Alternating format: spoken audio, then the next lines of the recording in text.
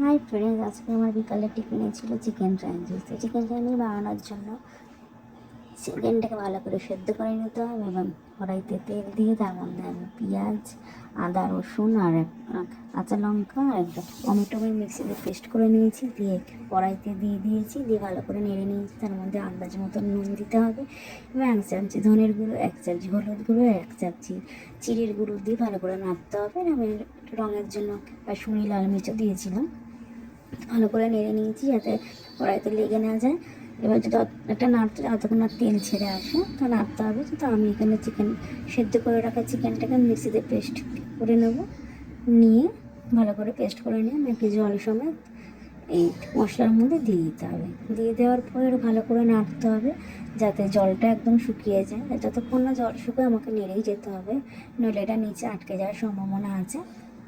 তো এটা খেতে খুবই ভালো লাগে। তোমরা সকালে টিফিনে আমার যেমন করতে করতে এটা শুকিয়ে এসেছি, আমি গ্যাসটাকে অফ করে দেবো।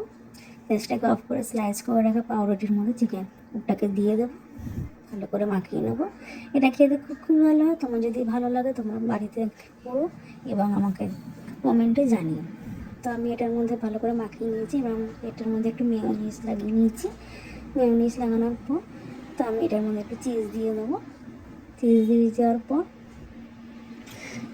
আমি একটু অল্পই চিজ দিয়েছি। তো দেওয়ার পর একটু ওপরে একটু চিজ দিয়ে দিলাম যাতে দেখতে খেতেও ভালো লাগে।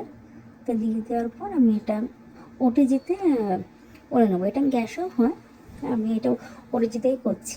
তো আমি 150 টেম্পারেচার 10 মিনিট করে নিলাম। 10 মিনিট পর আমার চিকেন স্যান্ডউইচটা একদম রেডি। তো এটা খেতে খুবই ভালো হয়েছিল এবং খুব চটজলদিও হয়। তা আমি এটা কেটে নিলাম, ভালোই লেগেছে খেতে। তো তোমরা যদি এটা বাড়িতে আনো তো আমাকে অবশ্যই কমেন্টে জানিও আর একটা লাইক দিয়ে দিও। তো বাবাকে দিয়েছিলাম, খেয়ে ভালো হয়েছিল। মেয়ে এসেছিলো, আমার 2 সাঙ্গ পাঙ্গ দৌড়াদৌড়ি করছে পেছনে।